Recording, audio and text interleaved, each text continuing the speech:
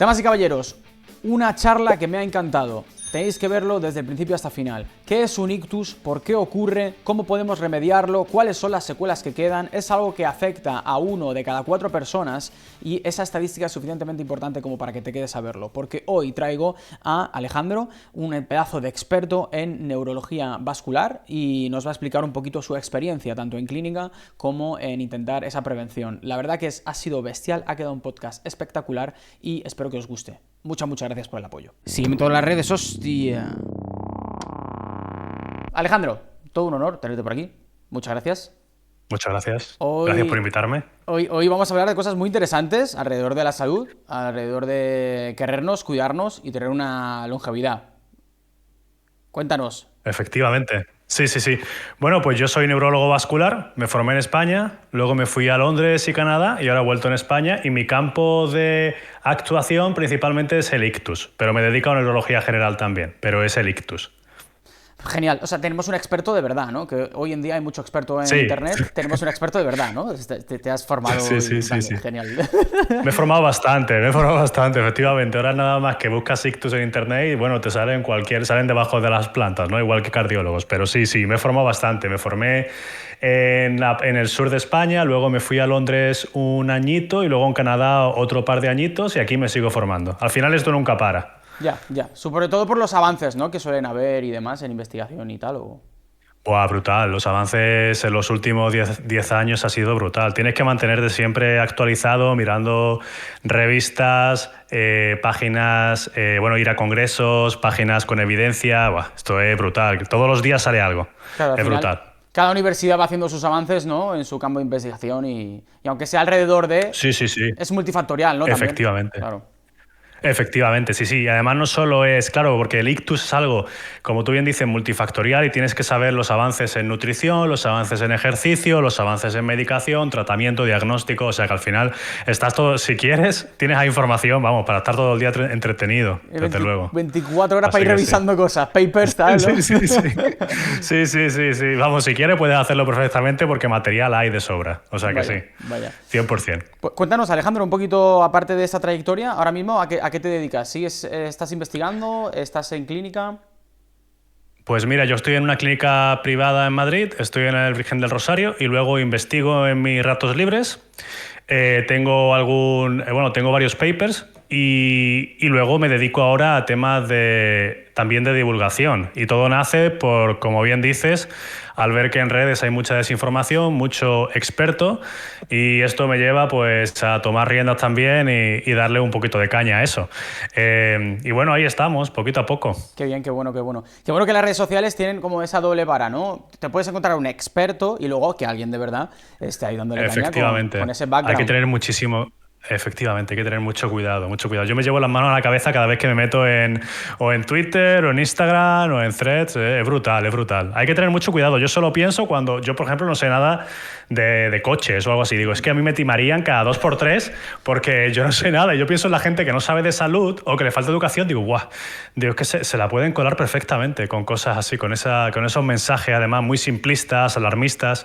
Es brutal. A mí me da mucho miedo, la verdad. Qué lástima. Hoy vamos a hablar alrededor de la salud cerebral, alrededor de ese ictus, pues síntomas, cómo lo podemos paliar, tu experiencia también, ¿no? En el tema, casos reales. Hoy va a ser un podcast muy enriquecedor, muy distinto a lo que suelo traer, que es alrededor de la musculación, el periodo de grasa y tal, pero oye, a lo mejor no va tan desentonado. No está lejos.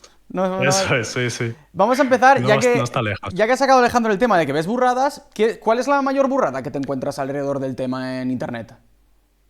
Pues yo creo que mensajes tipo, si te tomas, por ejemplo, X fruta, disminuyes tu riesgo de ictus, o si te duchas si te duchas con agua fría, aumenta tu riesgo de ictus.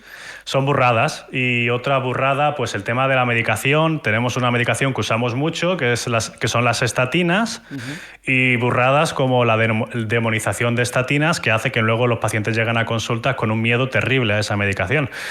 Borrada de ese tipo y bueno, de todo realmente. Tú también lo sabrás, ¿no? Porque en nutrición hay también poco más de lo mismo, ¿no? El otro día había a un experto en nutrición que demonizaba los carbohidratos, ¿no? Sí. Todo ese tipo de cosas lo vemos día tras día. Así que yo creo que la mayor borrada ha sido esa. No sé por qué, pero claro, en tu campo, en cualquier realidad, en los coches también habrá, siempre hay como un milagro, un producto, ¿no? Está lo endiosado y Efectivamente. lo diabólico, es como, no sé, es Eso increíble. es. Eso es. Cuando la gente vea que algo es muy malo o muy bueno, es que no es así. No hablamos así en medicina. O sea, que Siempre sí, hay un sí, depende, siempre 100%. hay un depende. Siempre depende del contexto de la persona, de tus antecedentes, depende muchísimo, hay que individualizar todo. Esos mensajes tan categóricos en redes de esto es bueno y esto es malo, eso es, bueno, es muy peligroso, muy peligroso. Bueno, hoy vamos a hablar Así que, alrededor sobre todo del ictus. Muchísimas gracias de verdad por haber estado. Y vamos a empezar con una pregunta gracias a muy ti. sencilla. ¿Qué es un ictus? Porque suena algo malo, suena algo de, Ya. joder, tuvo un ictus y pobre, pobre ¿no? Ostras, pero ¿qué es realmente? Pues algo muy malo, efectivamente. Vamos a empezar, si quieres, un poquito de anatomía muy, muy Sí, básica, sí, a sí. grosso modo, ¿vale? Tenemos aquí la arteria más importante del cuerpo, que es la arteria aorta, y de aquí nacen las carótidas, que son arterias que van al cerebro, y luego tenemos por aquí detrás las vertebrales, que van muy unidas a la columna cervical. Pues luego arriba hay un entramado de red vascular y cualquier rotura en esas arterias o cuando se tapona una de esas arterias, eso es un ictus, básicamente. Y luego depende de la zona afectada, pues tienes un síntoma u otro. Pero son síntomas deficitarios, es decir, pierdes la función de una parte del cerebro, dependiendo del área, pues de una zona u otra, o sea, de una función u otra. Claro, un ictus, mucha gente a lo mejor le suena, puede sonar mortal. ¿Es mortal? No lo es realmente. A ver, depende de la arteria, porque hay una arteria, por ejemplo, la arteria basilar, que es una que tenemos aquí detrás, que como se obstruya, si no te quitan el trombo rápido, es mortal. Porque aquí detrás tenemos los centros de la frecuencia cardíaca, de la respiración, es lo más básico a nivel animal. Entonces, si te lo obstruyen o te lo quitan o lamentablemente falleces. Luego, es verdad que los ictus normalmente no te mueres del ictus, te mueres normalmente de las complicaciones, pues si a lo mejor tienes un ictus y te disminuye el nivel de conciencia, pues tienes más riesgo de neumonía, porque estás como más aletargado, más atontado, entonces tienes más riesgo de neumonía o de arritmias y demás. O sea, son las complicaciones las que llevan al fallecimiento. Claro, al final es una falta de oxígeno a la zona, ¿no? Eso es, eso es. Y Sí, por sí, lo sí, sí. tanto, La falta de oxígeno de... esa zona empieza como a morirse porque las neuronas son muy dependientes, bueno, cualquier célula del oxígeno. Eso es, y la neurona mucho más. O sea, por cada minuto son 2 millones de neuronas que perdemos. O sea, que imagínate, por eso siempre Wow. vamos rapidísimos y por eso cuando una persona pierde el conocimiento y hay que hacer una RCP, cuando pasan más de 20-30 minutos, ese cerebro ya no hay nada que recuperar porque se ha muerto todo, porque es que es muy dependiente. No es como el brazo, por ejemplo, que dura horas, ¿no? Sin oxígeno. El cerebro es muy, muy dependiente. Sí. Claro. O sea, en el caso de, por ejemplo, alguien tenga un ictus, si se tarda mucho en hacer ese RCP, por cada minuto que pasa, las complicaciones van aumentando, ¿no? Pues. Claro, claro. O sea, un ictus hay que quitar el trombo. Ya sea bien por una medicación muy fuerte que rompe el trombo o a través de una intervención que es meter un catéter a través de, bueno, meter un cable a través de la ingle y sacar el trombo. Hay que sacar el trombo. Ese trombo hay que sacarlo porque está dificultando la circulación de oxígeno. Entonces, eso hay que hacerlo lo más rápido posible. Mejor cuanto más rápido sea. Y los déficits, pues, si vas tardando mucho, pues se van a ¿no? Porque se van muriendo neuronas de la Claro, zona. Entonces claro. sí, hay que actuar muy rápido, muy rápido. De hecho, hay un código que es el código ictus, que cuando a alguien le da un ictus y llaman al 112, todo se activa. Me activo yo, el médico, el neurólogo, se activa la enfermera, el celador, el radiólogo, los técnicos de rayos y todo el mundo está preparado para que cuando ese paciente llegue todo vaya súper fluido. Claro, lo más Así de dinamizado importante posible es. porque el tiempo es clave, el tiempo es muy El clave. tiempo es muy importante aquí, súper importante. Wow. Sí, sí, sí. Porque hablamos de un trombo, para la gente de Alejandro, un trombo realmente ¿qué es? Es una obstrucción, ¿no? De lo que es Sí, la un arteria. trombo, sí, un trombo es, digamos, un acúmulo de cosas en la sangre que tapan la arteria. Pues normalmente de células rojas o de células blancas, de placas de colesterol, eso es un trombo. Y que obstruye. Un trombo se denomina cuando ya obstruye una arteria. Eso es el trombo. Por lo tanto, no fluye la sangre y tenemos ese déficit de oxígeno, ¿no? Claro. La Eso es. razón por la cual el trombo se produce son muy variadas, pues. Muchas, muchísimas. Sí, sí, sí. Claro. En el corazón, normalmente, cuando hay un infarto en el corazón, pues la mayor parte de las veces es una plaquita de colesterol que va creciendo y se obstruye la arteria. En el cerebro pueden ser múltiples las causas, pues desde una placa a un trombo que viaja del corazón, un estado inflamatorio, bueno, muchísimas. Incluso un émbolo de aire puede ser también, un émbolo de grasa, o sea, puede ser de todo. O sea, que luego todo eso, todas esas causas tienen luego su causa subyacente, que ya sea pues la diabetes, colesterol, estrés y demás. A ver, iremos a esos factores de riesgo que son muy interesantes para que la gente, pues a lo mejor incluso, sea como una especie de alerta o alarma este mini podcast, Sí. de que tenemos que empezar a hacer cositas. Vamos que se puede. Porque cuando hicimos el guión, Alejandro, me pareció muy curioso, como por ejemplo, son impactantes, 1 de cada 4 personas sufrirá un ictus en su vida. Sí, eso es así. Es impactante, si lo piensas, es brutal. La estadística es que con un 25% de posibilidades te puede tocar. Efectivamente. Yo creo que si vivimos... Dime. Perdona. No, dale. Que si vivimos lo suficiente, yo creo, todo el mundo que viva lo suficiente, o te mueres de algo del corazón o te mueres de un ictus. O bueno, también cáncer, ¿no? Pero sí, es brutal. 1 de cada 4, yo cuando lo digo por ahí la gente se sorprende, pero es que es muy común y la gente o sea, me parece raro que en redes y en la televisión y en todos los medios no se hable del ictus y se hable mucho del cáncer, que es que la gente muere menos de cáncer comparado con el ictus. Pero bueno, ahí está. Quizá por el cáncer se nota más el deterioro físico en la persona, ¿no? O en la familia, a lo mejor es más alarmante, ¿no? Puede ser. Pues yo creo que irá por ahí. Puede ser. Puede ser, sí, puede ser por eso. Al final también, aprovechando el cáncer, las razones por las cuales también son un poco llegando a ser parecidas, solo que el cáncer quizá tiene un factor mucho más genético, ¿verdad? Yo diría que sí. Yo diría que genético, pero no hereditario, ¿no? O sea, que sí, es genético, el cáncer es una mutación. El ictus, la genética influye poquísimo, muy poco. Diría que en menos de un 10% de los casos influye la genética. Lo que influye son los factores de riesgo y otra estadística que te puse es que el 90% se previenen, se pueden prevenir, que es brutal también. Son prevenibles, me pusiste por aquí. Eso es, con 90%. ¿Y por qué se producen? Pues por lo que hemos hablado, por un mal estilo de vida o por cosillas que no se controlan lo suficiente. Claro, es una barbaridad. El 25% te puede tocar, 90% te lo podías haber ahorrado. Es bestial. Algo que podía haber acabado contigo. Otra estadística que me pusiste, que me parece curioso, ¿no? Se supone que vivimos mejor a día de hoy, con mucha más disponibilidad de alimentos, con más información, con muchas más comodidades. No sé si eso es bueno o es malo lo que acabo de decir, pero en teoría debería ser bueno, ¿no? Me comentas que el riesgo ha aumentado respecto a 1990. O sea, a día de hoy es más probable sufrir un ictus que antes, cuando toda la medicina ha avanzado muchísimo. Sí, y sobre todo gente joven, en la población joven. Y como bien dices, todo ha cambiado, pero también ha hecho que nos acomodemos más, nos movamos menos, comamos peor y suframos más estrés. Y luego la gente joven, lo que sí que veo yo, los pacientes que me llegan, es que no se controlan lo suficiente la salud porque al estar joven tenemos ese sesgo de decir, bueno, yo como estoy joven, me cuido, voy al gimnasio y demás, pues ¿para qué me voy a hacer un chequeo analítico o para qué me voy a hacer un electrocardiograma o por qué me voy a chequear la tensión? Si yo estoy joven y, claro, a mí no me va a pasar nada. Claro. Pues eso es un peligro. Contraintuitivamente, antes tampoco se haría esto, ¿no, Alejandro? ¿No? Eso es, pero vivíamos mejor. Ya, la gente se movía más. Claro, ahora, exacto. ¿cuánto tiempo pasamos en las oficinas sentados y cuánto ultraprocesados comemos?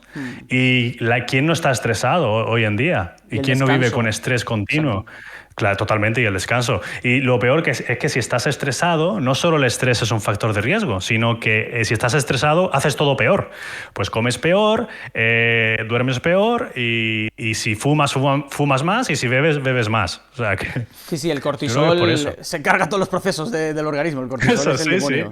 El cortisol es brutal. Ese nivel de cortisol que tenemos todos, de adrenalina constantemente, pues hace un estado inflamatorio en las arterias y hace que, bueno, las arterias se distiendan menos, ¿no? Las arterias están vivas, ¿no? Se mueven. Por eso está una tensión alta y una tensión baja, ¿no? Porque las arterias se van moviendo, se contraen. Pues el estrés hace que esas arterias sean más rígidas y también hace que las partículas de lipoproteína pues adhieran más a la pared, se peguen más, sean más pegajosas. Más o sea que sí, que el estrés es un factor. Eso es, más obstrucción. Factor de riesgo brutal. De hecho, muchos pacientes que vienen y no sabemos la causa del ictus, yo creo que el estrés juega ahí un papel muy importante. Claro, claro, al final dificulta todo y también empeora todo. Más acumulación de grasa también, peor respiración, es que es todo fatal. Por eso el descanso Claro, claro. y el tener controlado el cortisol. El cortisol no es malo, gente, se tiene cortisol de forma normal, solo que es en niveles no recomendados y a horas que no tocan, que es casi siempre, ¿no? En la Claro. mayoría de la población, claro. Eso es. Eso, si el cortisol no es malo, es fenomenal. Es lo que te hace levantarte por las mañanas. Exacto. Igual que el colesterol. El colesterol no es malo. Lo que pasa que si tienes mucho colesterol o tienes otros factores de riesgo, pues entonces ya empiezas a tener un problema, claro. Claro, la tensión aquí, Alejandro, es clave. Yo, por ejemplo, mi madre tiene la tensión alta, pero la mujer no sabe lo que significa. No, tengo la tensión alta y con menos sal. ¿Qué significa tensión Ya. alta, tensión baja? Sí, pues la tensión alta es una arteria rígida, básicamente es porque una arteria es rígida, no se distiende y cuando, pues como una cañería, cuando haces la cañería más estrechita, pues el agua tiene que pasar con más presión y si la haces más ancha, pues pasa con menos presión. Pues eso es la tensión básicamente. Y la tensión alta pues se produce o bien porque toma mucho sodio o por una mala salud metabólica, porque tiene grasa visceral, porque no se mueve, porque no hace ejercicio y todo eso. Y eso es muy peligroso. De hecho, la tensión arterial es la primera causa de ictus. O sea, que eso hay que tener mucho cuidado. Y el problema con la tensión arterial es muy curioso porque yo veo mucha gente que va al médico y que me viene después a mí diciendo, es que a mí me han dicho de siempre que yo tengo la tensión alta en la consulta porque estoy nervioso con el médico.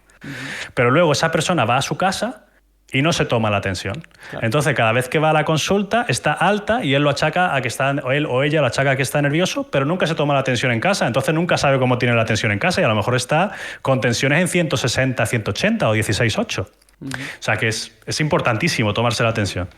Claro, muy esa importante. tensión alta, ¿por qué con la sal aumenta? ¿Por qué con más sal tenemos más tensión? Pues básicamente por un proceso osmótico también. Si tenemos sal básicamente si tenemos más sal en las arterias, atrae más agua a las arterias. El sodio hace que aumente la cantidad de agua también en las arterias y aumente la presión arterial. Claro, esa presión arterial hace que se modifique también un poquito cómo repartes los nutrientes, cómo tu mismo ciclo respiratorio, ¿no? O sea, es fatal. Sí, sí, sí. Una tensión alta pues produce desde lesiones en pequeños vasitos. Al final los pequeños vasitos, por ejemplo, en el cerebro tenemos grandes arterias y arterias muy chiquititas que llegan a las áreas más remotas del cerebro, ¿no? Pues esas arterias son muy susceptibles a la tensión arterial, de hecho se rompen y pueden producir un ictus. Y es muy típico paciente hipertenso que no lo sabe y viene desafortunadamente con un ictus por un pico de tensión arterial. Y ya sea...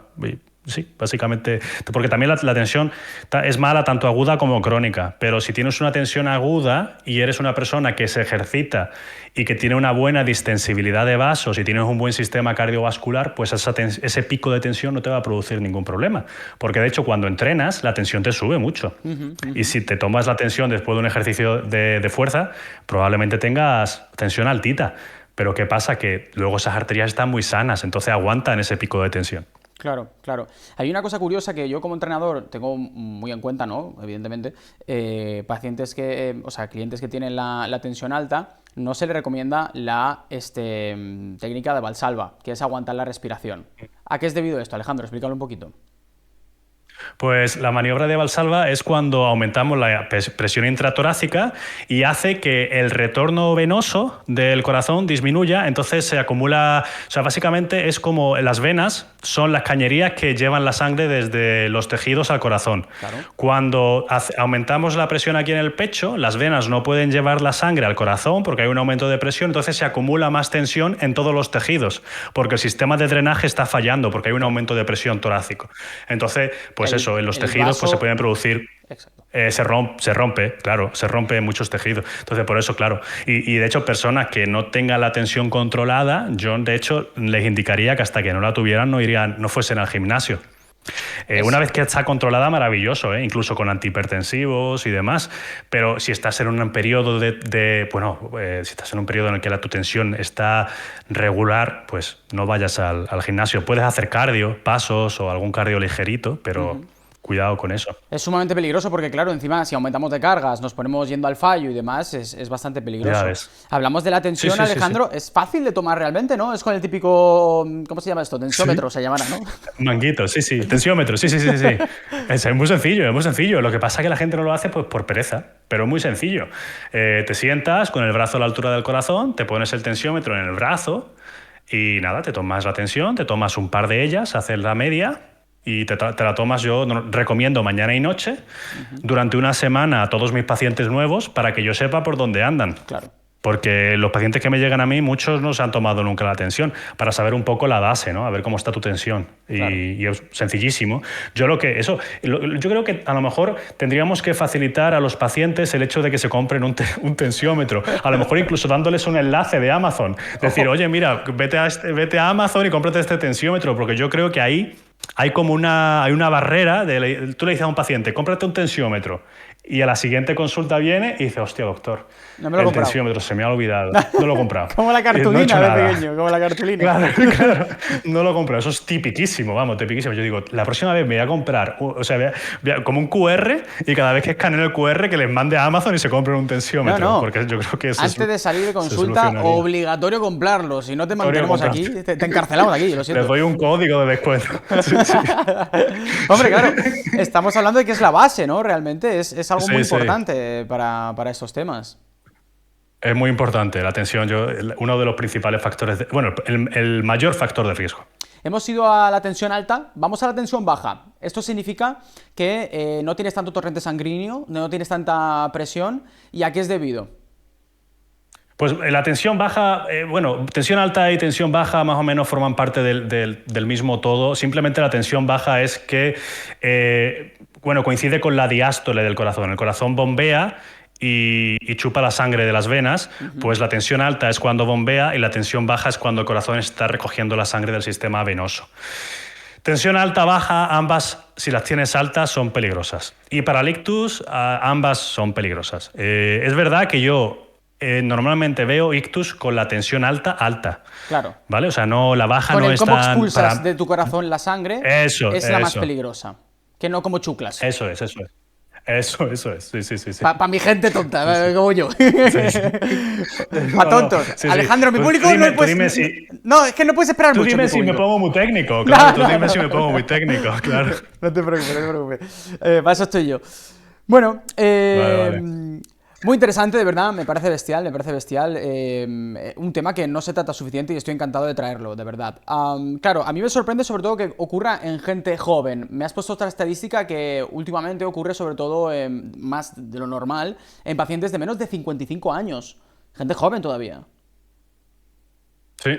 No, para mí son jóvenes, claro, pues sí, joven, O sea, jóvenes. ¿Y por qué? Pues por todo lo que creo que te puse una lista de lo más habitual, Sí. lo más habitual está ahí. Aparte de lo que decimos, o sea, hay como una especie de cóctel que crea una mala salud metabólica, que es el sedentarismo, el estrés crónico, la ansiedad, la grasa visceral. Todo eso crea un mix, un cóctel de mala salud metabólica. Y eso es lo más frecuente. Pero luego tenemos otras causas como son las drogas, como son los anabolizantes, como son luego en países en vías de desarrollo la contaminación.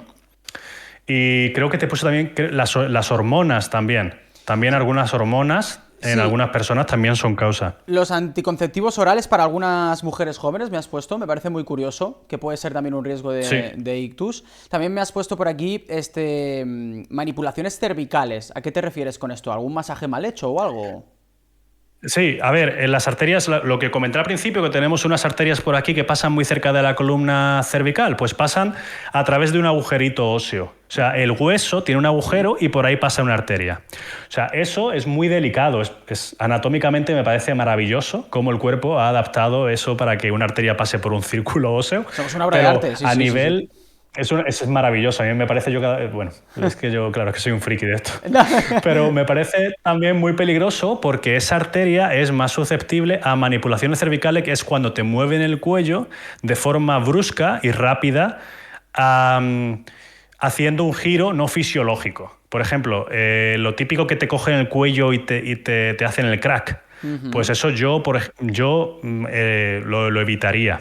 ¿vale? Ese tipo de cosas. Muy típico eso, en realidad, en muchos quiroprácticos, masajistas, que te hagan crujir un poco el Sí. cuello y demás. Es peligroso, Sí, sí, comentas. sí. Es verdad, a ver, es verdad que no hay un estudio, porque tú sabes los niveles de evidencia, ¿no? El ensayo clínico, Sí. estudio de casos y controles, pues no todos los datos que tenemos en medicina tienen el mismo nivel de evidencia. Es verdad que esto es observacional, es decir, que esto lo vemos, pero no sabemos si hay una relación causa-efecto. Vale. Si le preguntas a alguien que se dedica a esto, te dirá, bueno, es que a lo mejor el paciente venía con el ictus o con el problema de la arteria y yo simplemente, pues nada, lo he hecho, pero ya el daño estaba hecho. O sea, yo no lo he causado. Entonces, ahí siempre yo tengo un poquito de cuidado porque es verdad que el nivel de evidencia es bajo, pero yo desde mi punto de vista, yo Si no lo puedes recomiendo. evitar, ¿no? Claro, si lo puedes evitar. No es algo tampoco que tenga un beneficio increíble. O sea, es algo favorable. Efectivamente, sí, sí. Favorable. Aprovechando esto, me parece curioso, se me ocurre esta pregunta de tonto, Alejandro. A ver. Claro, en las pelis muchas veces, o en los videojuegos, vemos que hacen crack. ¿Le producen un ictus ahí? No, realmente les conectan el Atlas, ¿no? Eso es. Ahí lo que hacen es romperle la columna cervical, que es lo que, lo que te he dicho antes de que aquí tenemos el centro de todo, lo que nos hace animales. Pues un poquito más bajo tenemos la columna cervical y si se desconecta, te mueres. Claro. O sea, hay un nivel por el cual si tienes una lesión cervical, te mueres, porque controla también la respiración, el ritmo cardíaco. Entonces, lo que tienen esas personas es una parada cardíaca. ¿Es el cerebelo? No me acuerdo muy bien. No. El cerebelo es un poquito más atrás, es el tronco encefálico, es lo que es lo básico cierto. para estar vivo. No me acuerdo muy bien, Alejandro, hace muchos años. De hecho, no he estudiado. Sí. Se olvida, además son nombrecitos que, ojo. No, y que son muchas cosas, es increíble. El organismo son humano son muchas cosas. Es espectacular, es espectacular. Yo muchas veces me olvido del nombre, digo, eso que está por ahí detrás. Me parece muy curioso los factores de riesgo porque a día de hoy creo que muchísimas personas los cumplen con uno o varios, ¿no? Sobre todo vamos con ese estrés crónico, esa inflamación crónica, esos malos hábitos. ¿Cuáles son esos malos hábitos que comentamos? Sedentarismo, no deporte, nada de cardio. No deporte. Eso incluye ir a currar a la oficina y ya está, ¿no? Claro, eso es. O sea, lo que dicen las guías es que lo mejor es el NEAT diario, que es la cantidad de movimiento que realizas. Bueno, ¿tú qué te voy a contar a ti? La cantidad de movimiento que realizas al cabo del día sin contar el deporte, ¿no? Pues el usar escaleras en lugar de ascensor, el ir a la compra andando en lugar de ir en coche si puedes. Pero luego gente que trabaja de oficina, como no puede hacer eso, pues tiene que ir o bien a dar pasos o al gimnasio. Incluso, aunque hagan el NEAT, yo siempre recomiendo ejercicio de pesas también por el tema de baja la resistencia a la insulina, mejora a nivel cerebral, hay un marcador que mejora a nivel cognitivo también si haces deporte de pesas y demás. Entonces, pero sí, eso es un factor de riesgo, por supuesto, sí. Es que, claro, cuando hablamos de sedentarismo, muchas personas parece que tiene que venir Mi Vida con 300 kilos, un programa que vemos muchas veces en el canal, ¿no? Y son obesos máximos y tal. No. Sedentarismo es que no te mueves, que no haces nada. Eso es. Que vas del coche a la oficina o al curro y te vuelves. Y eso es un factor de riesgo muy importante. Eso te aumenta muy el estrés gordo también. Sí. Porque es lo que tú dices, cuando una persona no se mueve, no solo no se mueve, sino que va acompañado de muchas otras cosas. Van acompañados de, pues malos hábitos, si no te mueves es porque no tienes tiempo y si no tienes tiempo, pues en lugar de hacerte una ensalada te haces un preparado de esos o ultraprocesados y bueno, también aumenta la grasa visceral, que es un tejido endocrino también que segrega algunas hormonas que son perjudiciales, o sea que todo eso es un yo siempre que me viene gente con un ictus es raro la gente que me venga con un solo factor de riesgo, normalmente tienen varios, a no ser que sea algo como lo que hemos comentado, ¿no? Que sean drogas o algo así. Lástima porque este se puede evitar, ¿no? O sea, este que comentamos es tan evitable, ¿no? Decíamos, el 90% de los casos son evitables. Mucha parte vendrá por esta, ¿no? La de cuidarse un poquito, subir el NEAT, alimentarse mejor. Eso es. No sé, yo, por ejemplo, ¿tú cuánto recomiendas de pasos? Porque yo a mis pacientes les recomiendo pues unos 6.000, 7.000. Sí. Es verdad que incluso hay gente que le cuesta llegar a 2.000 incluso, o 1.000, cosa que me parece bastante increíble, pero sí pasa. Claro, sí. Si es lo que tú dices, si vas del coche a la oficina... Exacto. A ver, yo siempre digo que la de los 10.000 es un poco mito. A mí Sí, me gusta porque, claro, son bastantes y en procesos de perder grasa y demás, que te quieres poner más estético y tal, se acerca a un buen promedio. Pero es la gente que acaba de empezar, que simplemente quiere estar un poco más saludable, que quiere evitar estos factores de riesgo, no hace falta meterse en una definición culturista de 15.000 pasos, 20.000 pasos. Por supuesto, empezamos de menos a más, se puede subir siempre un poquito más. Yo siempre pongo el listón, depende, claro, como dices, hay que individualizar. 6.000, 7.000, 8.000, ¿no? Es que depende mucho de la persona y también del estilo de vida que lleva, claro. No todo el mundo tiene el eso tiempo. es, eso es. Eso es, yo mis pacientes algo más mayorcitos, que tienen problemas incluso de movilidad o que Claro. van con un andador, claro, a él no le puedes meter 7.000 pasos. Ahí pues le das unos objetivos alcanzables para que no se frustren y pues no sé, empezamos con 1.000, 2.000, pero es verdad que se queda corto. Qué buena Pero idea. bueno, es lo que tú dices, cualquier movimiento en ese tipo de personas sedentarias es beneficioso. No es un umbral, esto en medicina no hay un número mágico. Todo movimiento suma. Por supuestísimo, sí, sí, sí. Hay una de los factores de riesgo que me llama mucho la atención. Soy yo muy demonizado por demonizar la química, ¿no? En el mundo del culturismo Ah, sí, sí, hay, sí. bueno, pues mucho gurú, mucho experto, hay mucho super mega ultra endocrino, hay, bueno, mucho chamán. Es curioso. ¿Cómo afecta a un ictus los anabolizantes? Pues gracias por preguntarme esto porque he visto ya varios casos con esto, es verdad que no es frecuente, pero los anabolizantes, los derivados de las de testosterona, que son los más habituales o los que yo he visto, aumentan la tensión arterial, dan más riesgo de arritmias, de cardiopatía y hacen la sangre un poquito más espesa. Claro, Así que todo eso es carne de ictus. Y luego si lo juntas con sustancias como el clenbuterol, que que acelera es un el... beta-2 agonista, eso es, te acelera el corazón, pues claro, pues una bomba, una bomba. Y el otro día estuve leyendo que lo utiliza mucha gente. Yo es que Sí. como tampoco estoy en el mundo del fitness, pues... Eso no es Pero lo fitness, utiliza mucha eso es, gente. eso es químico-culturismo, eso no es fitness, Alejandro, déjame... Eso, Habrás estudiado mucho, pero aquí te has equivocado, ¿eh? eso es verdad, eso es verdad. Esto no es fitness, de hecho va contra del fitness, ¿no? Se Eso es podría una decir. puta aberración. Yo no sé cómo la gente venera bueno, claro, esto es polémico, ¿no? Pero en mi punto de vista. Es un Ya, ya, atentado ya. contra la salud. Y al final, con esto que hemos explicado previamente, me viene muy bien. Apoyándome en el experto. De verdad. Claro, más espesor en la sangre. Hablamos de que el ictus es una taponación. Más espesor es peor. Mayor Sí. tensión, una restricción más del vaso, ¿no? Peor todavía. Ujú, ujú. Más frecuencia cardíaca, más veces le estás enviando. Todo. Ujú.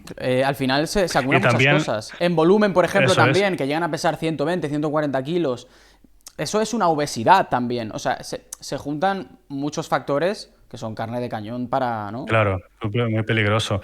También estuve leyendo que también hacen las partículas de colesterol más chiquititas y más pegajosas, o sea que es otro factor de riesgo. Ostras. Y luego si le metes una dieta cetogénica, que muchos lo hacen sin hidratos y aumenta tu LDL, pues todavía más, todavía peor. O sea, Claro, porque porque con la se te dieta enganchan cetogénica más. aumenta el colesterol. Eso es, eso es. En el Eso, o vaso sea se que te sí, sí, engancha sí. ahí el colesterol y adiós, ¿no? Se pega, sí, sí, se pega, sí. Es Sí, que, sí. es que Por eso me sorprendió que, joder, lo utiliza mucha gente. Yo me vienen y les pregunto, no se suele preguntar en el sistema de salud, pero yo lo pregunto porque me he llevado más de una sorpresa en gente que no te lo esperas y te dicen, ah, pues yo sí que me ciclo. O yo sí que tomo, o a lo mejor lo más típico son, he visto pomadas de testosterona que se lo ponen mucho más de lo habitual. Bueno, eso es un medicamento y se utiliza mucho, ¿vale? Incluso para mujeres con menopausia. Es una testosterona que te aplicas gel. y te aumenta un poquito. Pues he visto incluso que gente que abusa de eso, que se pone Wow. mucho gel. Wow. Me sorprende, la verdad. Serán usuarios que tienen La miedo barbarie. al pinchazo o algo y se cree que eso es más seguro, ¿no? Seguramente. Supongo, sí, sí.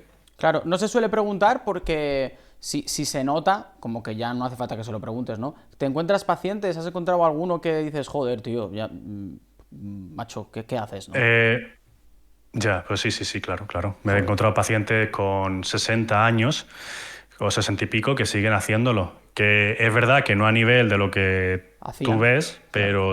pero eso. pero poquito, poquito, vamos, y ya cualquier cosa, pues con 60 años, pues imagínate. Ya. Y no se pregunta en la sanidad, pues porque nos enfocamos mucho en los factores de riesgo clásicos, colesterol, diabetes, tabaco e hipertensión, pero luego estos factores como que yo creo que están un poco más olvidados y se suelen preguntar poco. Es lo que yo veo. Ya, ya, ya, ya. Bueno, también depende del profesional, ¿no? Como desgraciadamente en todo, a lo mejor te encuentras con un mejor o peor profesional y ahí ya pues has cagado. Ya, ya, ya, ya. Pero Eso. sí, sí hay que preguntarlo. Y bueno, si tienes un ictus en una persona de 30 años, yo es lo primero que preguntaría. Ujú. ¿Cómo son esos casos? Junto con... Perdón, dime. Sí, perdón. No, no, Nada, que yo. junto con las drogas. Preguntaría anabolizantes y drogas, principalmente. ¿Qué drogas son las que peoran, Alejandro, el peligro de ictus? Cocaína y metanfetaminas, principalmente. Sobre todo la cocaína, porque te pega unos petardazos de tensión y, bueno, en una noche puedes acabar con un ictus. Claro. A mí me da un miedo los estimulantes de ese tipo. Luego el tema de de las drogas que se inyectan, el problema viene porque si no tienes cuidado y no es una aguja higiénica, puede estar contaminada con alguna bacteria que también puede producir un ictus, esa bacteria. Ostras. O sea que todo eso Bueno, esos son drogas da fuertes. ictus. Pero ¿Qué muy droga, qué opinamos del tabaco? El sí. tabaco me imagino que también, ¿no? Claro, perdón, que me has dicho droga, me he ido me he ido Te has ido a lo duro, a te lo has ido a lo potente. duro. Sí. Me he ido a lo potente. Bueno, pues el tabaco es que no es un factor de riesgo muy, muy, muy importante.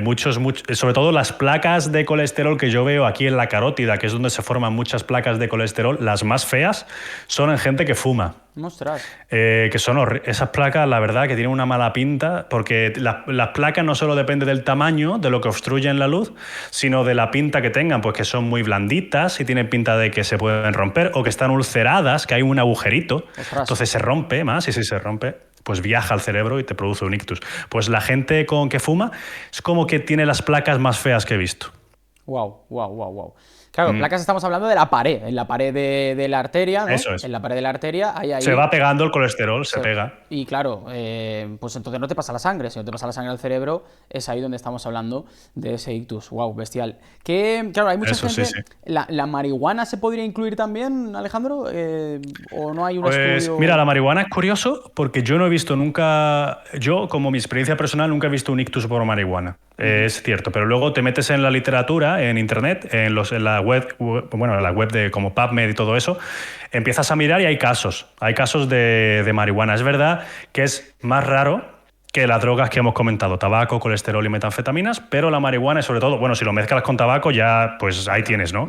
Pero es el tabaco lo que lo causa. Pero la marihuana sola, es verdad que no hay una causa-efecto tan clara como en otras drogas, pero bueno, es una droga que al final no solo aumenta riesgo vascular, sino que aumenta riesgo de enfermedad mental, esquizofrenia y supuesto, demás. O sea, que no solo evitarlo desde el punto de vista vascular, pero vamos, eso sí que lo evitaría. Pero luego la marihuana tiene también el CBD, o sea, tiene THC y CBD. El CBD es la parte buena que usamos los médicos. Usamos CBD para muchas cosas. Bien hay tratamientos para la esclerosis múltiple con CBD, para la rigidez de los músculos también, para el dolor. O sea, es el THC lo que diría yo que sería lo peligroso en la marihuana. Claro, en este caso para el ictus no aplica, pero sí para otras enfermedades y desarrollos de trastornos que son heavies. Yo he visto casos de. Sí.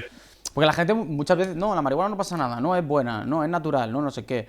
Yo tengo colegas, desgraciadamente, que, ostras, Tipiquísimo. que. Tipiquísimo eso de que tengas colegas de la infancia que empezaron a fumar, ¿no? Y una pena. Sí. ¿Y el alcohol? ¿Qué opinamos del alcohol? Porque hay mucho alcoholismo, ¿no? Camuflado, está muy culturizado. Hay mucha gente que, bueno, pues cañita, cerveza, vinito, pam. Y así cada día, ostras. Sí. Pues sí. El alcohol antiguamente, creo que hasta 2000 y pico, 2021 o 2020, se pensaba que el alcohol tenía una curva en J, es decir, que mejoraba el riesgo vascular un poquito, o sea, una copita de vino, y luego empeoraba muchísimo. Mejoraba al principio y luego empeoraba el riesgo. Ostras. O sea, eso. Pues ahora se sabe que no, que cualquier gota de alcohol es perjudicial. Hay gente que dice, no, es que tiene taninos y tiene resveratrol y es buenísimo, pero bueno, las cantidades son mínimas y ahí el tóxico está claro, que es el alcohol. Así que yo yo totalmente. Claro, es un factor de riesgo, uno más a sumar, por supuesto. Esta es la típica que decían, ¿no? Que una copita de vino era bueno para la salud. ¿Es esto? Eso es. Yo he Vale. estudiado con eso, ¿eh? Yo he ido a la facultad y a mí me decían, si tu paciente toma una copita de vino, entra dentro de la dieta mediterránea, de lo típico francés que se toma el vino con el queso, eso no pasa nada, dejárselo. Pues ya se ha visto que no, que cualquier poquito de vino es perjudicial. Es verdad que no es lo mismo que el tabaco o que la tensión, o sea, todo al final tiene su grado de... Bueno, no es lo mismo tomarte un vino un fin de semana que fumarte 3 cigarros. Probablemente sea más perjudicial el cigarro, pero los dos son factores de riesgo. Por supuesto, por supuesto. Claro, una vez ocurre el ictus, Alejandro, ¿cuáles son las consecuencias? ¿Qué secuelas nos encontramos? Claro, hemos dicho que el riesgo de muerte quizá no es tan alto, pero sí que te empeora a posteriori la vida, ¿no? La calidad. Sí. Sí. Es la causa más frecuente de discapacidad permanente en nuestra sociedad, el ictus. Y es interesante porque es muy heterogéneo. Hay mucho, depende de dónde te dé el ictus, en qué zona cerebral, o depende del tamaño, tienes unos síntomas u otros. Pues puedes tener afectación visual que te impida conducir, puedes tener afectación motora que te impida caminar, o afectación cognitiva o psiquiátrica incluso, o afectación de muchos tipos, muchísimos, incluso afectación que hace que no puedas tragar y necesitas una sonda o una PEG, que es un tubito que se mete a través, bueno, se hace un agujerito y se te alimentan a través del estómago.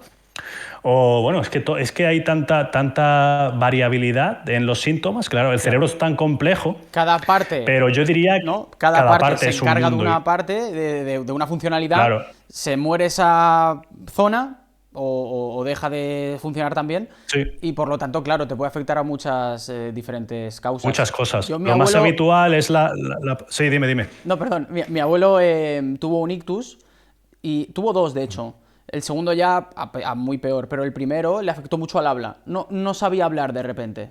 O sea, tuvo que ir a un logopeda y demás. Me imagino que afectó a esa parte, ¿no? Del habla.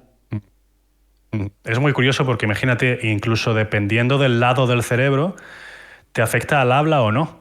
Los diestros tenemos el habla en la parte izquierda del cerebro y los zurdos la tienen en la parte derecha. Entonces, a mí, si me da un ictus, yo soy diestro, si me da un ictus de la parte izquierda, no es lo mismo que me dé en la derecha. En la izquierda me afectaría el lenguaje. Qué curioso. O sea, que todo este tipo de cosas es bastante curioso. Y por eso, al final, pues, cuando viene alguien con un ictus a urgencias, te ayuda mucho el saber los síntomas que tiene, porque es donde tú vas a mirar en el TAC a ver dónde está el trombo. Porque no es lo mismo que venga pues con una parte paralizada o con problemas para tragar. Tú tienes que ir al TAC luego y tienes que buscar el trombo. Entonces, dependiendo del tamaño del trombo y demás, pues haces un tratamiento u otro. Pero las secuelas son variadísimas. De hecho, unas secuelas que son muy, digamos, olvidadas por la sanidad son las secuelas que denominamos invisibles, que son gente que a raíz del ictus pues, le cuesta pensar, tiene fatiga mental, tiene problemas sexuales con la pareja. Ostras. Ese tipo de secuelas que no se suelen preguntar son las más habituales. Esa gente que me dice, es que yo desde el ictus me dicen que estoy genial, voy a la revisión y me dicen que estoy perfecto o perfecta, pero luego en mi día a día yo no me desempeño como antes. Yo que tengo un trabajo, imagínate, de administrativa, pues se me olvidan las citas, se me olvida llamar a los pacientes, me confundo al escribir. Todo ese tipo de secuelas se llaman las mal denominadas invisibles. Wow, Alejandro, bueno, me parece súper curioso porque tengo un caso cercano que hace poco, bueno, relativamente poco, tuvo un ictus y es esto. Wow. El médico no se lo ha dicho, nosotros lo sospechamos, pero ahora no encaja un poco las piezas, claro. Tiene sentido y está lento al pensar. Parece que, ¿no? A veces, tío, te lo acabo de decir, es curioso. Claro, puede producirse también esta mala consecuencia. Es que es muy severo que te afecte algo al cerebro. Es muy invalidante. Es que es lo que somos, ¿no? Al final somos materia cerebral y neuronal. Al final cualquier daño, por leve que sea, yo creo que se tiene que notar. Y de hecho, tú le preguntas a los pacientes, si tienes más de 10 minutos con el paciente, al final te la acabas soltando. Y no solo eso, sino los dolores de cabeza, problemas anímicos, muchísimas cosas. Wow. Sí, claro, porque Alejandro, llega un caso a emergencias, ¿cómo funciona? ¿El paciente llega con, por ejemplo, una parálisis, ¿no? ¿O cómo llega normalmente? Pues mira, lo mejor es que llamen al 112, porque como ya te he dicho, se activa todo y todo el mundo se prepara. Si vienen a urgencias por su propio pie, primero lo ve un médico de emergencias y filtra, digamos. ¿Esto puede ser un ictus o no? Si cree que puede ser un ictus, nos llama a nosotros bajamos o le decimos directamente, bueno, si piensa que es un ictus, llévalo a la máquina de TAC, que es la máquina con la que vemos el cerebro. Si dudan, pues vamos nosotros y si nos parece que es un ictus, activamos entonces el código ictus.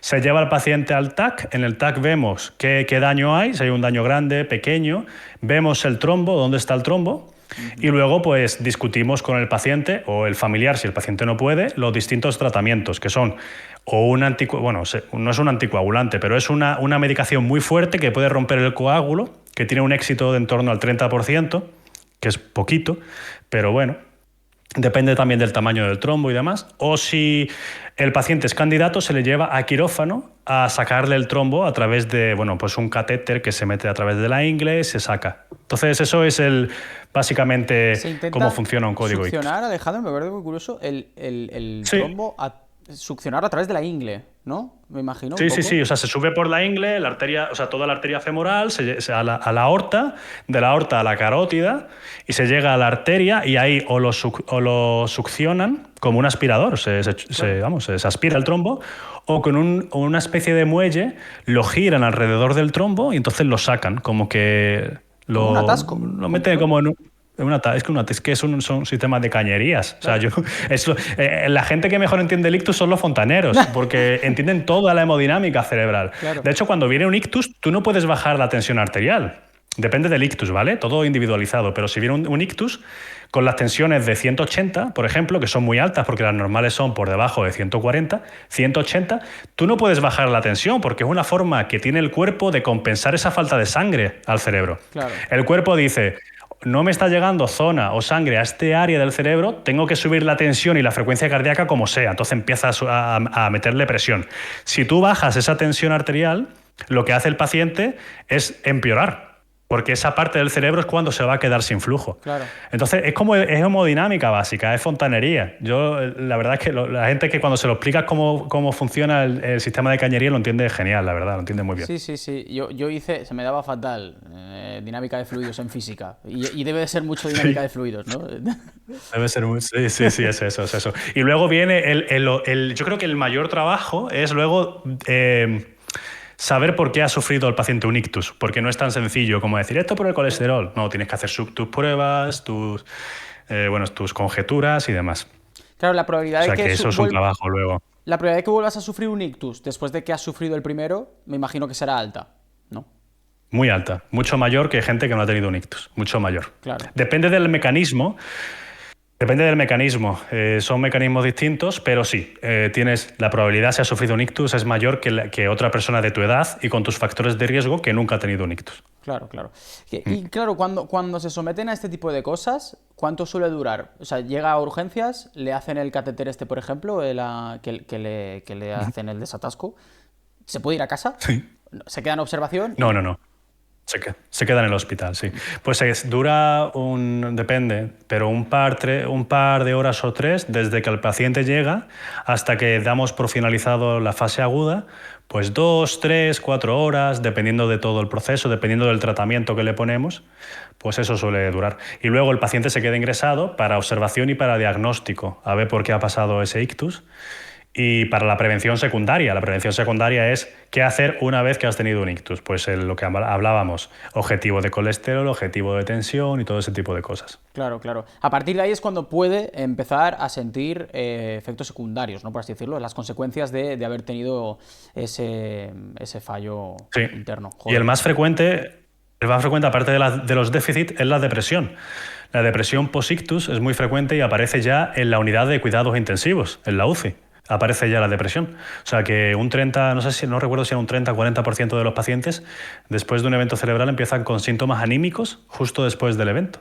Wow. O sea que es bastante importante. Sí, de hecho, muchos pacientes le ponemos directamente un antidepresivo en la fase aguda.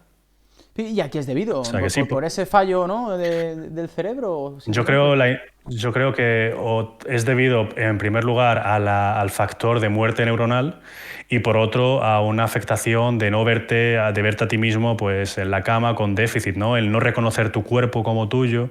O, no sé, debe ser chocante, la verdad. Hombre, es un debe ser evento... chocante el decir... Claro. Es traumático, es un evento traumático, sí, Claro, sí. El claro, no claro. poder mover tu brazo o tu pierna o no poder hablar, tú imagínate, claro. Decirle a tu familia, te quiero, estoy bien aquí, tranquilos, no lo puedes mucha gente no lo puede decir. Y esa frustración y es como yo muchas veces le digo a los pacientes para que lo entiendan o a los familiares. Imagínate que a ti te sueltan en Japón, tú escuchas ruido, pero no entiendes nada y no puedes hablar el idioma. Y te sueltan en la calle. O sea, imagínate cómo te tienes que sentir. Es brutal, porque no sabes cómo vives. Pues todo ese tipo de cosas en la UCI luego te infantilizan mucho al sufrir un ictus, porque claro, te ven pues, con problemas de lenguaje, problemas de movilidad, entonces te infantilizan o te... Al final se te viene el mundo encima, ¿no? Has tenido un evento traumático y es brutal. Wow, Yo la verdad que... es brutal y es espeluznante, la verdad. Sobre todo porque, Sí, claro, sí, sí. a mí mismo incluso estamos sesgados. Parece que esto solo le pasa a los mayores. Y recordemos, hay muchos que ocurren con menos de 55 años y todavía es gente joven y 1 de cada 4 lo podrá llegar a padecer. O sea que a cuidarse, hijos de puta. Ese es mi mensaje. A cuidarse, sí, sí. Es heavy, es que Y es la muy prevención fuerte. primaria. La prevención primaria, que es importante, la prevención primaria es qué hacer antes de tener un ictus, pues a lo que tú también te dedicas, ¿no? La nutrición, el ejercicio, control de marcadores, conocer tus números de colesterol, de tensión, de glucemia, saber controlar el estrés, dormir bien, todo eso es súper importante para la prevención primaria. Incluso para esos jóvenes, ¿no? Que parece que son inmunes a todo, Sí, como sí, hemos sí. hablado. Sí, sí, efectivamente, incluso para esos jóvenes. Incluso con mayor hincapié en esos jóvenes que son los que no van al médico y los que no se chequean. Claro. Porque al final pacientes con cierta edad pues vienen y le detectas cosas que si la tratas evitas un ictus. Pero en gente joven no se suele chequear bastante. Claro, claro. ¿Es hereditario el ictus? Por ejemplo, mi abuelo lo sufrió, desgraciadamente. ¿Yo tengo más probabilidades? No, en principio no. En principio no hay. En principio no. La mayor parte de los ictus no tienen un factor genético. Sí que es verdad que depende del ictus. Si es un ictus debido a, por ejemplo, la trombosis, afectación de las venas, si es una afectación de las venas en lugar de las arterias, pues también es un ictus y eso es más genético Claro. y que un ictus arterial. Pero un ictus arterial normal y corriente, el factor genético influye poco. Que luego me vienen a mí a consulta muy asustados porque su familiar ha tenido un ictus y ellos tienen también más riesgo, pero no por la genética, sino por los hábitos dentro de ese núcleo familiar. La epigenética, claro, ese ambiente, ¿no? Claro. Claro. Eso es. Mi padre ha tenido un ictus, pero si en esa dice, bueno, tu riesgo genético no es mayor, pero si en esa casa pues no tienes unos hábitos alimenticios, no hacéis deporte y no te han educado para cuidarte, pues probablemente tenga más riesgo que otra persona, pero no es la genética. O tabaquismo secundario, claro. Eso es, sí. Qué bueno, qué bueno. Hablamos de esa alimentación, Alejandro. Claro, para estar fitness, para estar rico, para la operación bikini, más o menos sabemos lo que tenemos que comer, ¿no? Sí. O lo que no. Realmente creo que la población no es tan tonta, solo que se deja llevar un Sí. poco más de lo normal. ¿Coincide, no? ¿Coincide esa operación bikini o esa bajada de grasa para estar más guapetón, más guapetona con estar saludable para un ictus? ¿Prevenir ese ictus? A veces no coincide. Es verdad que yo he visto los consejos que das en redes y se alinean bastante. ¡Son una mierda! con lo que ¡Dímelo! ¿Te imaginas que digo eso? ¿Te imaginas que digo? Y no valen para nada. No, de hecho se alinean bastante con lo que yo recomiendo. O sea, eso el tema de la proteína, hay que tomar hidratos, hay que tomar grasa, de la grasa buena, hay que evitar el ultraprocesados, todo eso, no demonizar alimentos y luego no tampoco hacer dietas restrictivas ni abusivas, ni hacer un atracón, ¿no? Todo eso es perjudicial.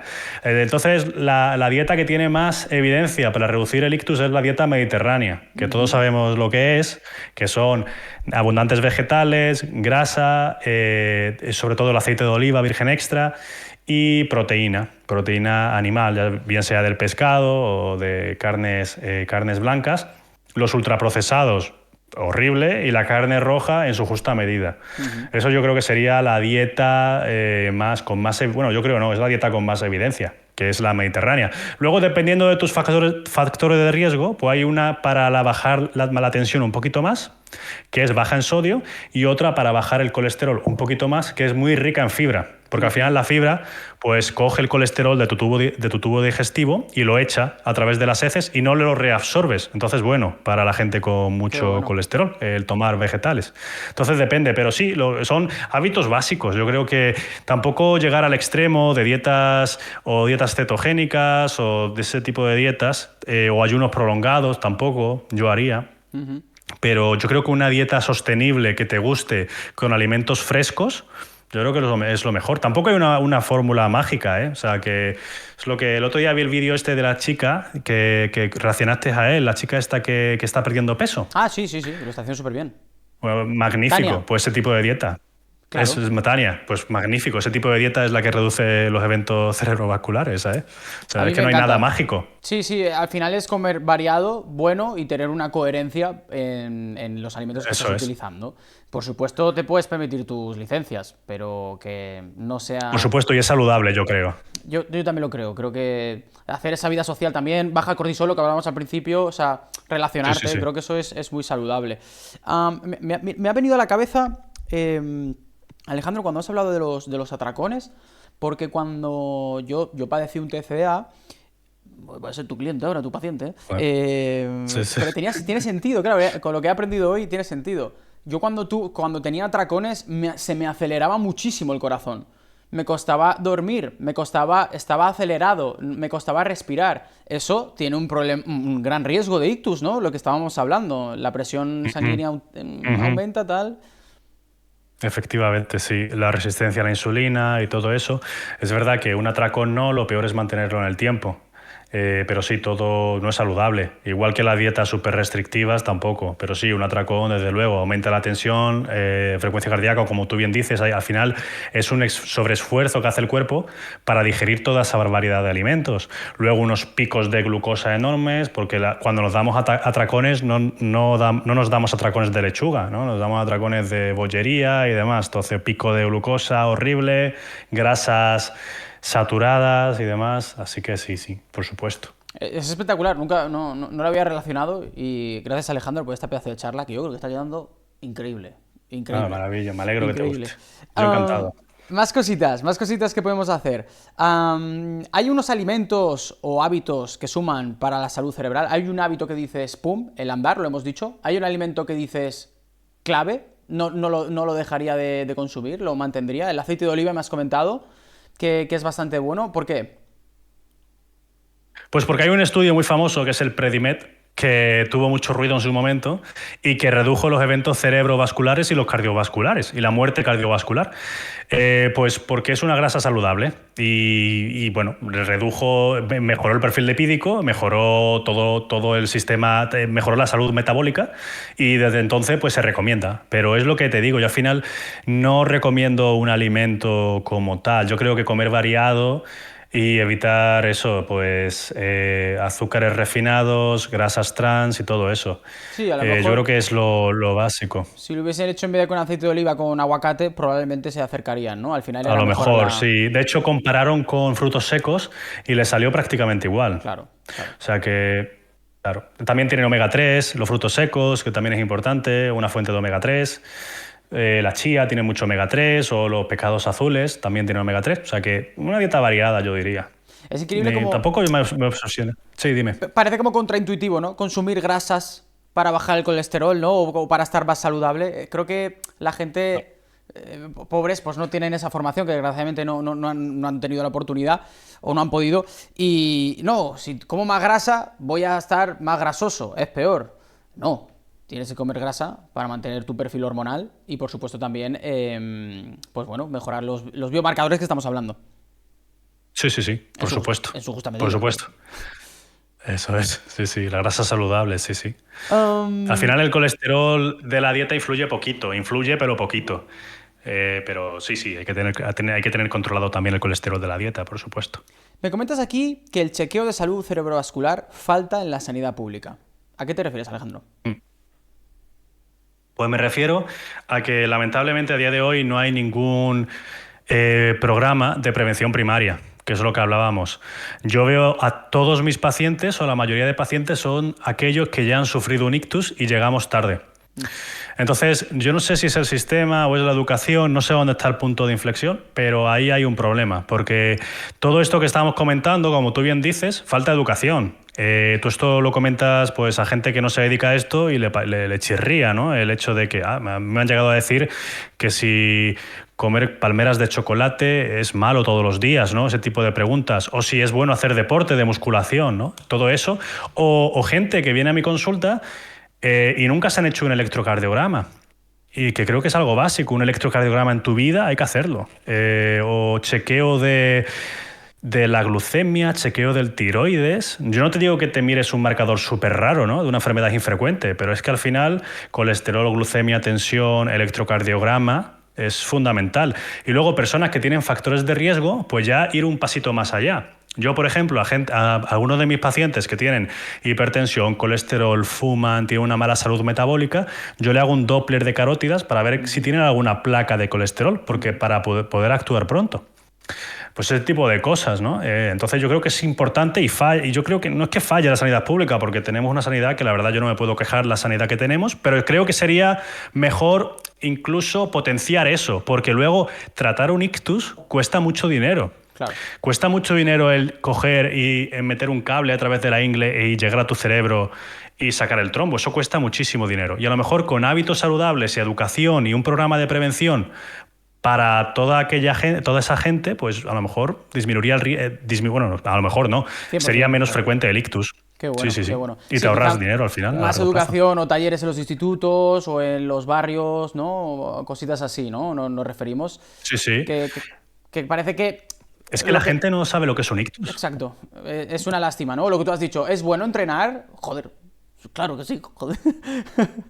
Claro. Es una lástima, es una lástima. Me comentas sobre los suplementos y el cerebro. Sí. Coméntanos un poquito. ¿Hay suplementación que ayuda? Sí, claro, pero es lo que le digo a todos mis pacientes. Al final la suplementación es la guinda del pastel. Si tú no tienes unas bases, da igual que te suplementes con lo que sea, que no te va a hacer nada. Que es como gastar dinero a lo tonto. Pasa con el omega 3, pasa con el magnesio y pasa con la creatina, que si no haces una vida saludable, de nada te sirven. ¿Sirven para algunas enfermedades? Sí, por supuesto. Yo, por ejemplo, el magnesio lo utilizo en migraña, en insomnio, en ansiedad.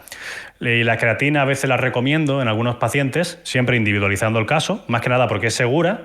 Y hay algunos estudios, como el nivel de evidencia de estos estudios es bajito, pero parece ser que pueden tener un efecto a nivel cognitivo. Entonces, bueno, pues algunos pacientes me preguntan y dicen, oye, ¿mi madre puede tomar creatina? Bueno, pues tiene la función renal bien, sí, claro que sí, puede tomarla, siempre y cuando entrene. Claro, que se haga unas pesas y demás en el gimnasio. Y luego el otro que te puse creo que era no me acuerdo cuál era. El omega 3. El omega 3 muchísimo, muy típico. Gente que me pregunta por el omega 3. Igual, si tú tomas omega 3 en tu dieta porque tomas chía, porque tomas pescado azul, no te hace falta. Ahora, gente a lo mejor con dietas estrictas, con un perfil inflamatorio, con una mala salud metabólica, a lo mejor que un poquito de omega 3 para mejorar ese perfil lipídico y mejorar la inflamación sistémica, pues a lo mejor tiene sentido. Claro. Hay mucha gente que toma omega 3 así porque sí, y a lo mejor en su dieta ya Sí, tiene suficiente. Eso es curioso también. Sí.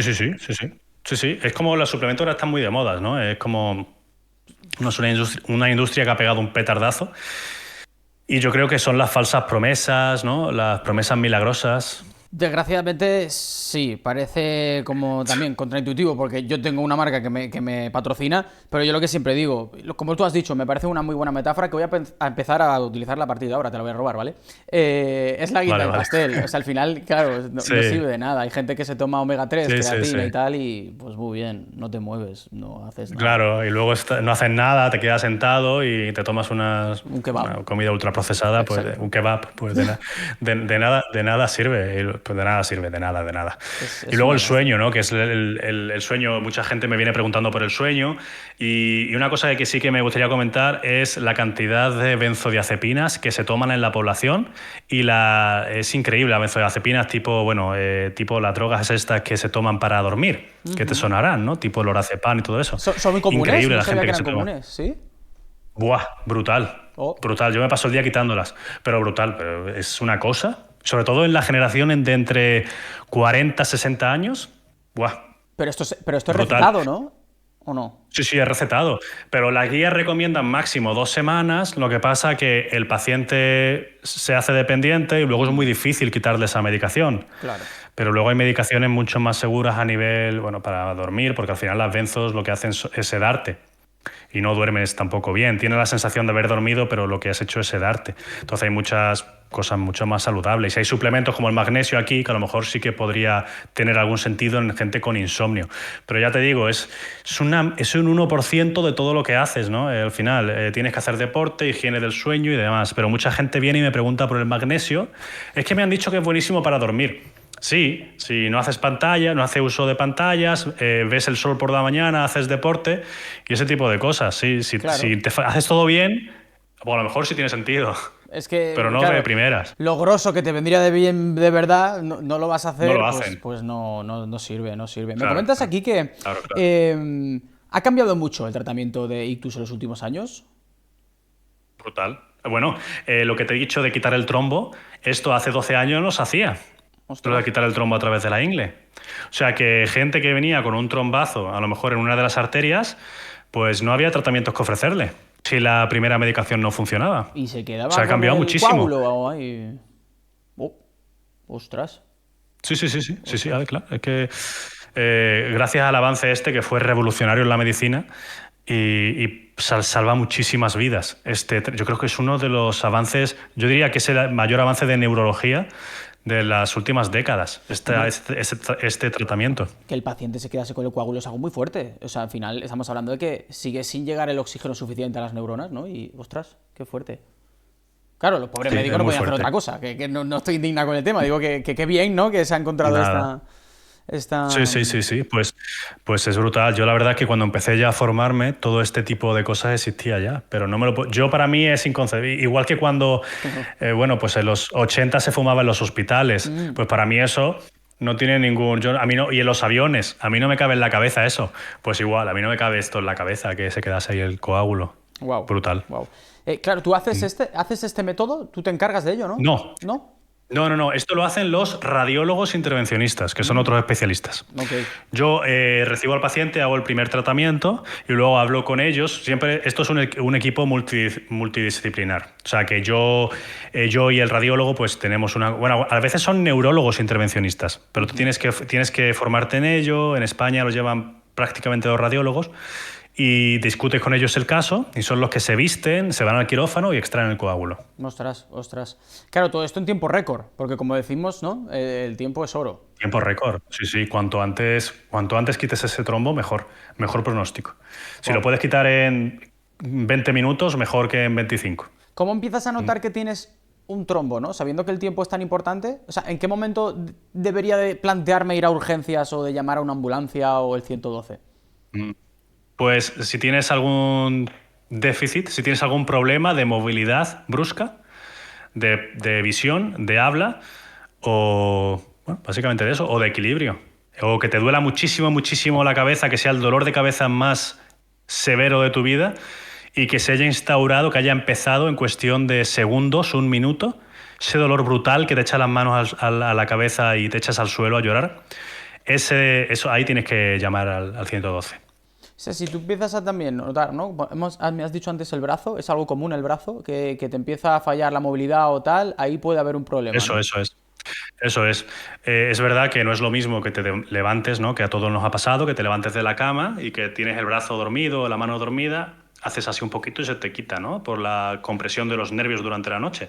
Eso es distinto, ¿no? Un ictus normalmente aparece, afecta a todo el brazo o a toda la pierna. Es verdad que puede afectar a la mano, solo a la mano, pero no mejora. Es raro que mejore. Y luego es una sensación como de que la mano no es mía, o bueno, la pérdida de fuerza, ¿no? El no poder moverla, la sensación está rara y si no mejora, pues nada. Incluso aunque mejore, yo llamaría al 112 porque puede ser un ictus transitorio que al final es lo mismo. Hay gente a la que el coágulo se le rompe solo. De hecho, gente que hace deporte y que tiene una vida saludable tiene más probabilidades de que ese coágulo que está en la cabeza obstruyendo el flujo se rompa solo y mejore. Yo he tenido pacientes que han llegado con todo el cuerpo paralizado, le ibas a poner el tratamiento y han empezado a mover todo el cuerpo y han empezado a hablar. Y dice, ya estoy curado. Me acuerdo de un caso brutal de un chaval no me acuerdo en qué quedó, porque yo estaba en Canadá por aquel entonces y me fui a casa, terminé mi turno, pero era un chaval de unos 20 años que llegó con todo el cuerpo paralizado. Le hicimos el TAC, le vimos el trombo, lo localizamos, le íbamos a poner el tratamiento y el chico comenzó a mover el brazo. Bueno, brutal, eso fue escalofriante, porque es decir, joder, han mejorado sin hacer nada, y era una persona pues joven, deportista, con buenos hábitos, supongo que por la distensibilidad arterial también, que a lo mejor dejaría pasar el trombo o a lo mejor lo rompería. Brutal. Claro, entonces ese trombo ¿a dónde va, Alejandro? Porque si se va, entiendo que si se hace el tratamiento se disgrega y ya está. Pero si lo eliminas tú solo, lo mismo, se disgrega.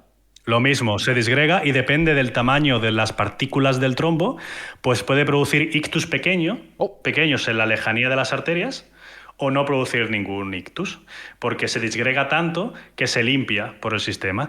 Pero lo más normal es que si tienes un trombo lo suficientemente grande y se rompe bien solo o por tratamiento, el paciente mejora, pero el trombo se va a arterias más pequeñas y por lo tanto menos importantes. Luego le haces la resonancia y ves muchos pequeños puntitos de infartos, pero son áreas muy lejanas y que no tienen tanta importancia como obstruir una arteria principal. Claro. Entonces sí, se rompe. Luego hay veces que el coágulo se queda ahí y la gente mejora.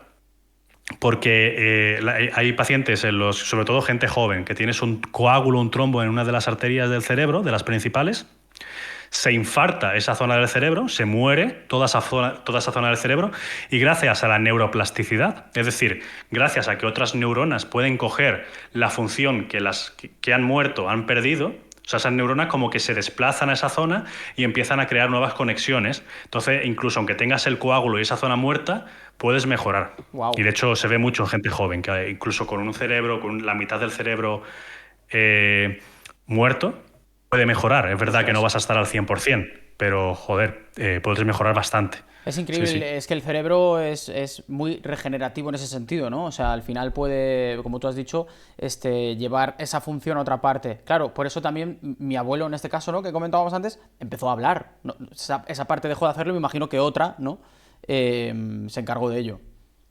Eso es, las neuronas que están alrededor, esas neuronitas, pues se ocupan de eso. Claro. Ostras. Bueno, y vamos con esos casos reales. Nos has comentado un poquito el chico de 20 años, impactante. ¿Hay algún caso que nos quieras resaltar, Alejandro, que pues sirva de historia enriquecedora para los que nos están viendo? Pues mira, recuerdo algunos casos. Recuerdo otro chaval también que tuvo un ictus. En este caso fue una rotura de un vaso.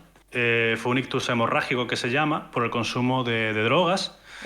Tuvo el cerebro totalmente, bueno, la parte, creo que era la derecha, totalmente muerta por ese coágulo de sangre. Y me acuerdo que ese hombre lo ingresé, no me acuerdo si era un viernes o un jueves, y a las 2 semanas, cuando volvía a la planta, ese hombre ya estaba andando con muletas por el hospital. Y me resultó increíble. Ahí me di cuenta de la cantidad, pero todo el hemisferio derecho muerto, que es lo que controla el lado izquierdo del cuerpo, que están cruzados los cables. Y ese hombre ya estaba caminando por planta y empezando un poquito, bueno, a articular mejor, a comer. Y ahí me di cuenta, digo, joder, la cantidad de la plasticidad que tiene el cerebro en gente joven. Y bueno, aunque este chico tomaba drogas, por lo demás no tenía un mal estilo de vida. Pero esos casos te quedan para ti, para toda la vida. Y luego casos en los que han ido mal, desgraciadamente, también se te quedan grabados. Porque lo peor de que tiene el ictus es que es un choque para todos, porque estás bien. Me acuerdo un caso, ahora mismo me estoy acordando, de un paciente que volaba en avión y tuvo el ictus en el avión, y yo estaba en Vancouver, en Canadá, y el avión tuvo que parar en Vancouver para atenderlo. Ostras. Y fue todo rapidísimo. Creo que viajaba de la India a Estados Unidos, no recuerdo, pero fue rapidísimo todo. Creo que lo tuvimos en la sala, en el TAC, en menos de 3 horas. Wow. Y estaba el hombre volando, brutal. Pero claro, ese cerebro ya depende también de tus reservas, de tu sistema vascular y también de tu genética. El cerebro se mueve más rápido o más lento. Y mirando el tag de ese hombre, yo me llevé, porque yo estaba contento porque había venido muy rápido ese hombre. Digo, qué bien, hablando con la mujer, ¿no? Tres Qué horas es un maravilla, buen todo tiempo, bien, ¿no? es un buen tiempo, ¿no? Tres Es muy horas. buen tiempo, es buen tiempo, es buen tiempo, sí, sí, es buen tiempo. Y sobre todo si estás en el avión. Que todo, informar al piloto, desviar la ruta y demás. Y yo con la mujer pues hablando, ¿no? Que dándole esperanza, un poquito de esperanza siempre, ¿no? Porque la gente, bueno, pues viene súper, bueno, tú imagínate cómo vienes, que tu marido no puede ni hablar ni moverse. Dándole un poquito, bueno, a ver qué tal, ha llegado muy pronto. Y yo cuando, se me ponen los pelos de punta porque cuando vi el tag estaba toda la parte esa muerta y además con mucho edema. O sea, el edema es cuando el cerebro empieza a hincharse. Y eso es catastrófico. Y el hombre se murió, el pobre, el paciente este en 24 horas. O sea, eso fue brutal. Wow. Y claro, esa gente que iba de vacaciones, tú imagínate el choque de decir, estoy con mi marido, estamos bien viajando en avión y a las 24 horas siguientes ha tenido un infarto brutal. O sea, brutal. A mí la verdad es que eso es lo que te... Y luego casos buenos, lo contrario, gente que viene muy mal. Yo he tenido, me acuerdo de una chavalita que vino... en coma, totalmente en coma, estaba con las amigas, no recuerdo la causa, la del ictus, era algo, no me acuerdo qué era, pero estaba con las amigas, tenía 17, 18 años y vino en coma. Y me llamaron a mí y yo digo, qué raro, ¿no? Esto no va a ser un ictus, será otra cosa, no sé, será una intoxicación, tal. Y voy a verla y tenía signos de ictus. Y digo, joder, pues sí que lo es. Entonces le hicimos el TAC y tenía un trombo en la arteria más importante, que es la arteria basilar. Y me acuerdo que fue ponerle, bueno, estábamos llamando a los radiólogos ya, a los radiólogos intervencionistas para ir a por el trombo. Le pusimos el tratamiento, el tratamiento ese que te he dicho, que mejora en un 30% de los casos, y la mujer empezó a despertar. Uf. Y para mí eso, pero fue increíble. O sea, madre mía, bueno... Ese día súper contento, claro, porque son de estos casos que está allí la familia, estaban los amigos en la sala de espera y bueno, una sensación increíble de que esa chica fue bien. Y luego, historias inspiradoras, que cada paciente con un ictus es una historia, ¿no? Al final es una historia que te llevas. O sea que sí, es a veces gris, a veces más bright, ¿no? Más... contento, pero bueno. Wow, es así es la especialidad. Yo de verdad te admiro muchísimo, Alejandro. Qué bárbaro, qué bárbaro. Sí, gracias. Yo, el caso del avión me llama la atención porque conozco dos personas que le pasó en el avión. ¿Sube las probabilidades de ictus en un avión? Creo que no. ¿No? Yo creo que no. Yo diría que no. No hay evidencia de eso. Es verdad que claro, que cómo haces... Yo diría que no. ¿Qué pasa? Que si estás en un avión... A ver, hay una causa de ictus que sí aumenta las probabilidades, que es cuando el ictus viene de un trombo en la pierna. Cuando tienes un trombo en la pierna, el trombo puede subir por tu sistema venoso, por la vena, cruza el corazón y se va para las arterias y se va para el cerebro. Pero tiene que reunir una serie de circunstancias. Tienes que tener primero un trombo en la pierna, que es más frecuente cuando viajas en avión, porque no te mueves. Entonces hay que moverse en el avión.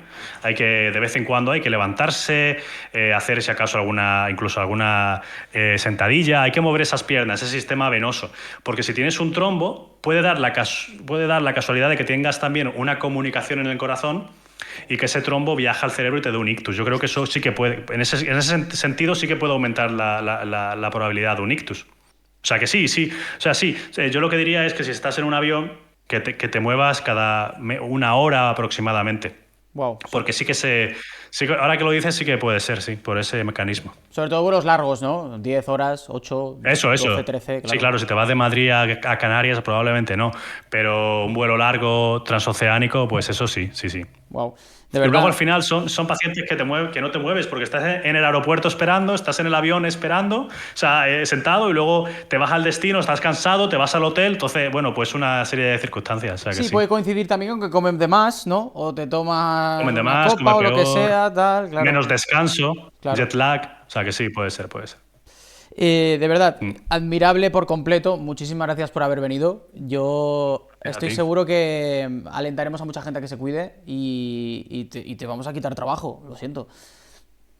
Sí, maravilla. A mí me encanta que la gente se cuide y sobre todo que la gente venga con dudas a consulta y con y con, bueno, con un estilo de vida saludable que al final yo lo que me dedico es a la prevención, tanto primaria como secundaria, así que maravilla. Más que tratar, ¿no? Tratar también, bueno, es el principal tocho de mi día es tratar pacientes, pero me encantaría que se redujera las probabilidades de ictus, sobre todo en esa gente joven que está aumentando. Así que nada, gracias a ti por dar visibilidad a esto, que yo creo que es muy importante. La gente no lo conoce mucho, me impresiona, la verdad, la gente en consulta cuando le digo que ha tenido un ictus, lo primero que me pregunta, ¿qué es un ictus? O esto qué es en el cerebro, en el corazón. Así que nada, gracias a ti por darme No, hombre, la no. oportunidad de estar aquí, que yo encantado. A ti por los conocimientos de un experto de verdad, Vale. que ahora mismo está a tope con las redes sociales. Dale caña, tío. Yo creo que de verdad tienes carisma, tienes la Ah, sí, información. gracias, tío. Así que dale caña, tío. Dejar las redes Pues sociales me la de hice por Alejandro. eso, por la desinformación. Es que era increíble, de verdad, es increíble la gente que me viene a consulta. Luego es que me afecta y me cambian conductas de pacientes, pacientes a los que yo les oriento.